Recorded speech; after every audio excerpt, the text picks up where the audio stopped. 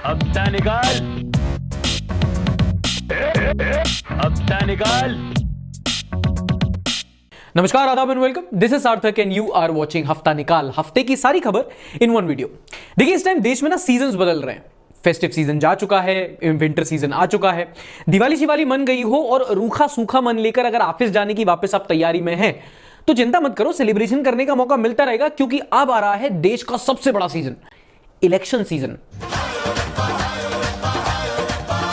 Content ही content होगा। शुरुआत करते हैं पेंडेमिक रिलेटेड खबरों से। दो बड़ी खबर आई।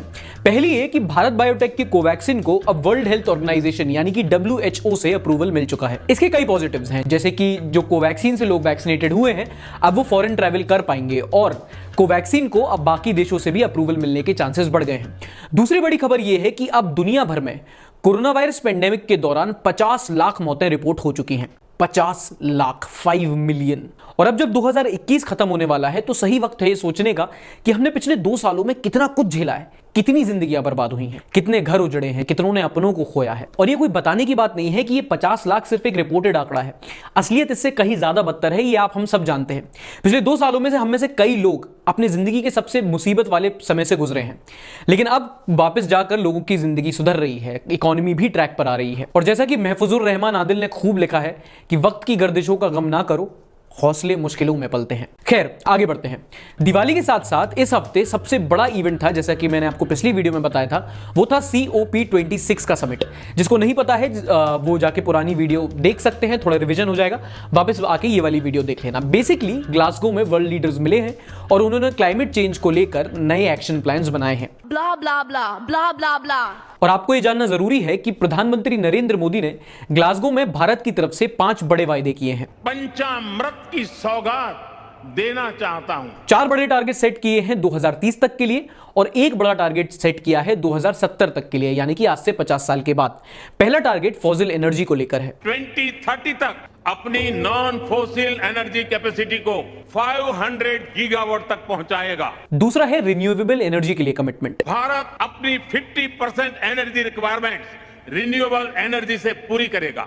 तीसरे और चौथे टारगेट कार्बन एमिशन और कार्बन इंटेंसिटी को लेकर भारत ने ग्लासगो में सेट किए हैं। 2030 तक के कुल प्रोजेक्टेड कार्बन एमिशन में 1 बिलियन टन की कमी करेगा। और जो 5वां सबसे बड़ा कमिटमेंट भारत ने किया है वो ये कि 2070 तक, यानी कि आज से 50 साल के अंदर अंदर तक भारत अपना कार्बन एमिशन नेट जीरो कर देगा। 2070 तक भारत नेट जीरो का लक्ष्य हासिल करेगा। अच्छा, कॉर्पोरेट दुनिया में ना ब्रांड्स की एक बहुत अच्छी स्ट्रेटेजी होती है। पहले दाम दुगने कर दो चीज के, फिर MRP पर 20% डिस्काउंट बताकर कस्टमर बनाओ। जोर जोर से बोल के लोगों को स्कीमें बता दे। यही स्कीम कॉपी की सरकार ने और दिवाली पर जनता को बम्पर बोनांजा देते हुए पेट्रोल पर 5 रुपए और डीजल पर 10 रुपए की एक्साइज ड्यूटी कम कर दी, यानी कि उन्हें सस्ता कर दिया। नहीं, मैं नहीं मानता। हाँ, सरकार, पेट्रोल, सस्ता, ये तीनों शब्द मैं एक ही सेंटेंस में बोल रहा हूं, मुझे खुद विश्वास नहीं हो रहा। ये तो कुछ समझ के परे है। अब देखो, मुझे नहीं पता आप इस पे क्या बोलोगे कि ये दिवाली पर मोदी जी का तोहफा है या फिर ये बाइपोल इलेक्शन का डर है, लेकिन ये काफी अच्छी खबर है, काफी खुश कर देने वाली खबर है, क्योंकि ये तो आप जानते हो कि पेट्रोल का फॉर्म जैसा चल रहा था, इंडिया का पूरा बैटिंग लाइनअप मिलकर उसकी बराबरी नहीं कर पा रहा था। अच्छे दिन आ गए। मूविंग ऑन, अक्टूबर महीने में ठंड के साथ अगर एक चीज और देश में बढ़ी है तो वो है बेरोजगारी। CMIE यानी कि centre for monitoring Indian economy की एक रिपोर्ट ने बताया है कि अक्टूबर महीने में देश में बेरोजगारी बढ़ी है। जहां सितंबर में देश में 406 मिलियन लोगों के पास रोजगार था, वहीं अक्टूबर महीने में यही आंकड़ा घटकर 400 मिलियन रह गया। और यही वजह है कि देश का बेरोजगारी दर यानी कि अनएम्प्लॉयमेंट रेट भी पिछले महीने बढ़ा है। अब एक्सपर्ट्स का यह भी मानना है कि देश में बेरोजगारी बढ़ाना सरकार की एक स्ट्रैटेजी है, एक मास्टर स्ट्रोक है, क्योंकि अगर देश के युवा को रोजगार मिल गया तो आने वाले इलेक्शन की रैलियों में नारे कौन लगाएगा। ये बड़ी अच्छी बात कही आप।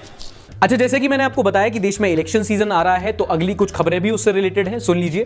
पहली खबर है पंजाब से, जहां के former chief minister captain Amarinder Singh ने कांग्रेस से रिजाइन कर दिया है और अब उन्होंने एक नई पार्टी पंजाब लोक कांग्रेस का गठन किया है। 30 तारीख को देश के 13 राज्यों की 29 यानी कि 29 कॉन्स्टिट्यूएंसी में बाइपोल इलेक्शंस हुए और इसमें हुआ यूं कि असम में बीजेपी, हिमाचल में कांग्रेस और बंगाल में तृणमूल कांग्रेस यानी कि TMC ने ज्यादातर सीट्स जीत ली हैं। अच्छा, जिसको नहीं पता कि बाइपोल इलेक्शंस क्या होते हैं, दरअसल ये कुछ कॉन्स्टिट्यूएंसी कॉन्स्टिट्यूएंसीज में इलेक्शंस होते हैं जिनके रिजल्ट की मदद से आने वाले इलेक्शन में जनता के रुझान पता करने में मदद मिलती है। बाय पोल, एग्जिट पोल, इनके नाम में ही पोल इसलिए होता है क्योंकि इनसे पोल खुल जाती है।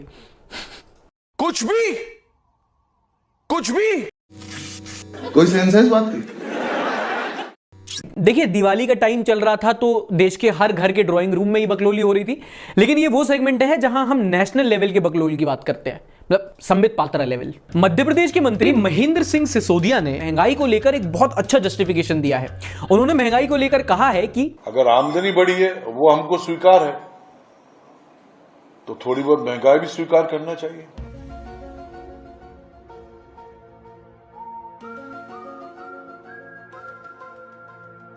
ये कौन सा बांडिया वाला लॉजिक है?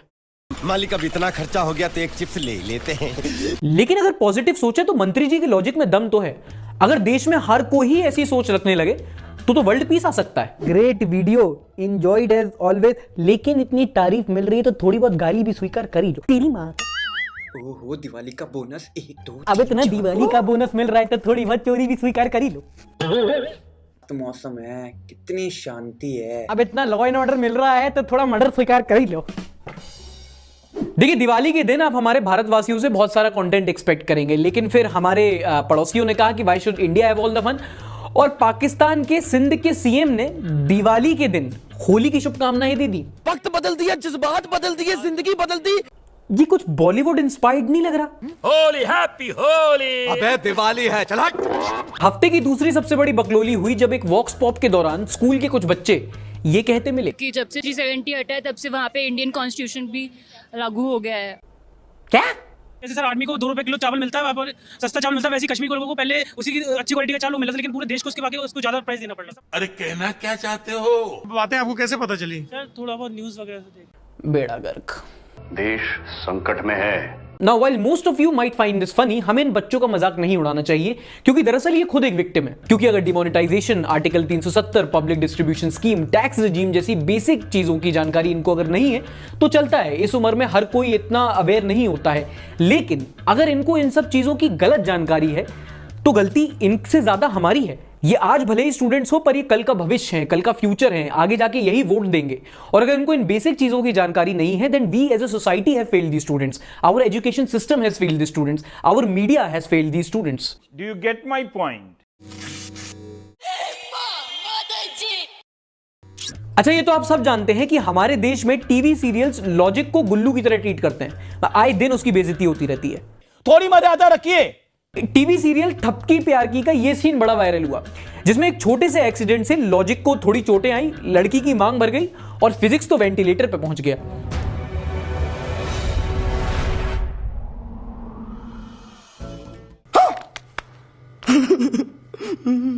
ठपकी प्यार की, लेकिन कंटेंट पागलपन का। लोग इसके बारे में बात नहीं करते, लेकिन इंडियन टीवी सीरियल्स अलग ही लेवल पे खेलते हैं। मतलब थप्पड़ मार के लोगों पे अटेम्प्ट टू मर्डर हो रहा है, वो जीने से गिर के सूटकेस में पैक हो जाती है, स्लिप करके मांग में सिंदूर भर जाता है, और एनसीबी वाले आर्यन खान के पीछे पड़े, इनके स्क्रिप्ट राइटर के पीछे पड़ो। चलिए फटाफट आपको बीते हफ्ते की एक पॉजिटिव न्यूज के बारे में बताता हूं। समझ रहे ना आप? लेकिन सुन के अच्छा लगा। जैसा कि आप जानते हैं कि बीते हफ्ते कन्नड़ा सुपरस्टार पुनीत राजकुमार का निधन हो गया था। लेकिन महान आत्माओं की यही खासियत होती है कि वो जीते जी तो लोगों को भला करते ही हैं, अपने मरणोपरांत भी लोगों का उद्धार कर जाते हैं। पुनीत राजकुमार जी ने ये इच्छा जताई थी कि उनके देहांत के बाद उनकी आंखों का दान कर दिया जाए, यानी कि उनका ऑर्गन डोनेट कर दिया जाए, और यही हुआ। आज 4 युवक पुनीत की आंखों से ये दुनिया देख रहे हैं। यही नहीं, पुनीत राजकुमार एक अच्छे कलाकार होने के साथ साथ एक बहुत बड़े फिलैंथ्रोपिस्ट भी थे। उन्होंने अपने जीवन में 45 फ्री स्कूल्स, 26 अनाथालय और 16 ओल्ड एज होम्स की स्थापना की थी। और तो और 1800 स्टूडेंट्स ऐसे थे जिनकी पढ़ाई लिखाई का खर्चा पुनीत राजकुमार उठाते थे। और अब इसी लेगेसी को कंटिन्यू करते हुए पुनीत के बाद अब एक्टर विशाल इन 1800 बच्चों की एजुकेशन को स्पॉन्सर करेंगे। और ये अच्छा मौका है जब हम ऑर्गन डोनेशन के बारे में बात करें। पुनीत जी के अलावा ऐसे कई सारे भारतीय सेलिब्रिटीज हैं जिन्होंने ऑर्गन डोनेशन के लिए एक प्लेज लिया है, और अब इन्हीं सेलिब्रिटीज से इंस्पायर होकर आम लोग भी ऑर्गन डोनेशन की तरफ एक कदम उठा रहे हैं, जिससे आने वाले समय में कई सारी जिंदगियों को एक नई शुरुआत मिलेगी। मेरी एक टांग नकली है, मैं हॉकी का बहुत बड़ा खिलाड़ी था। एक स्पोर्ट्स अपडेट की बात करूं तो इस हफ्ते 3 खेलों से मेजर खबरें हैं। एक हॉकी, दूसरा बॉक्सिंग, तीसरा क्रिकेट, तीनों की बात करते हैं। बॉक्सिंग की बात करें तो बीते हफ्ते वर्ल्ड बॉक्सिंग चैंपियनशिप का समापन हुआ, जहां पर आकाश कुमार ने देश के लिए ब्रॉन्ज जीत लिया है। और हॉकी की बात करें तो बीते हफ्ते जूनियर वुमेन नेशनल चैंपियनशिप भी हुआ, जहां पर फाइनल में हरियाणा की छोरियों ने झारखंड को 3-2 से हराकर नेशनल चैंपियनशिप जीता है। और क्रिकेट से बड़ी खबर यह है कि अब रवि शास्त्री के बाद द वॉल ऑफ क्रिकेट यानी कि राहुल द्रविड़ अब इंडियन मेन क्रिकेट टीम के हेड कोच अपॉइंट हो चुके हैं। और आखिरी खबर यह है कि खेल रत्न सम्मान के लिए 12 स्पोर्ट्स पर्सन को नॉमिनेट किया गया है, जिसमें ओलंपिक के gold medalist Neeraj Chopra, boxer Lovlina समेत 12 स्पोर्ट्स पर्सन को खेल रत्न अवार्ड से सम्मानित किया जाएगा। इस सेगमेंट में जैसा कि आप जानते हैं हम बीते हफ्ते के सोशियो पॉलिटिकल मीम्स को रिव्यू करते हैं। crackermemes.in ने मीम शेयर किया है। वर्ड का ऑपोजिट लिखना है, गुड का बैड, ब्लैक का वाइट, सही है। ओरिजिनल का चाइना लिख दिया। मैम को पसंद नहीं है, मैम बोलती हैं आर्टिफिशियल। मैम दोनों अलग अलग होते हैं क्या? A.काश वर्मा ने इंस्टाग्राम पे मीम शेयर किया है, weekly hike in fuel prices, one time reduction. वाह क्या सीन है। पॉलिटिकल मीम्स का मीम है, मोटा भाई प्रमोटिंग मेटा। क्रिएटिविटी तो बहुत निकाल रहे हो, मॉर्निंग वॉक पे मत निकलना। यश वर्मा ने मीम शेयर किया है, communal hatred and right wing talking to each other, leftist and liberals. तुम तो नाइट वॉक पे भी मत निकल जाना। Petrol price and diesel price, BJP losing election, दोनों कम हो गए। पेट्रोल की राह में चलना हंसी। तो ये थे आपके द्वारा बनाए गए कुछ मीम्स। हैशटैग हफ्ता निकाल यूज कीजिए, मुझे टैग कीजिए, अपने मीम्स बनाइए, नहीं बनाते हैं तो बनाइए, बनाते हैं तो और बनाइए, शेयर कीजिए। अगले हफ्ते आपके मीम्स रिव्यू करेंगे यहाँ। मोहम्मद शहनवाज आलम ने लिखा है, माय संडेज विदाउट हफ्ता निकाल इज लाइक कानपुर विदाउट गुटखा। तुम लोगों ने कानपुर वालों को कितना बदनाम कर रखा है, वो सिर्फ गुटखा नहीं खाते यार, कभी कभी मीठी सुपारी भी खा लेते हैं। मार्फिक स्टूडियो का कहना है, Sarthak you and your team is doing very well job, thank you. A big thanks to all, I was taking depression medicine since last few months. अभी लास्ट 15 दिन से मैंने मेडिसिन लेनी बंद कर दी है। आप कमाल का होता है आपका show, this help me a lot to recover, love you भाई, we love you too. B Sheikh Mohinuddin, I was watching you while eating and I choked 2-3 times while laughing. Then my mom took my phone and unsubscribed your channel. Then I showed her your video and she choked laughing. Biswa Bhushan Panigrahi लिखते हैं, तेरा गला दबा दूंगा भी चुचुंदर। मैंने तुम्हारा क्या बिगाड़ा भाई, लेकिन चलो कोई नहीं, ये भी ठीक है। तो ये था इस हफ्ते का एपिसोड। उम्मीद करता हूं आपने पिछले हफ्ते दिवाली बहुत अच्छी तरीके से मनाई होगी। अगर मनाई तो प्लीज मुझे दिवाली का इनाम देना मत भूलेगा। पिछले हफ्ते का एपिसोड आपको यहां मिल जाएगा। अपना ध्यान रखिए, स्टे सेफ, मिलते हैं अगले एपिसोड में। हफ्ता निकाल।